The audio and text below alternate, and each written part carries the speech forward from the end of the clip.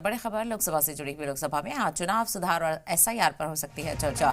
SIR पर बहस के लिए रखा गया है 2 घंटे का वक्त। कांग्रेस की ओर से राहुल गांधी समेत 10 लीडरान इसमें हिस्सा लेंगे। अपोजिशन ने एसआईआर के प्रोसेस पर सवाल उठाए हैं। बताते चले मरकजी वजीर अर्जुन राम मेघवाल 10 दिसंबर को इस हवाले से जवाब भी देंगे। तो अपोजिशन लगातार हंगामा करता हुआ नजर आ रहा है।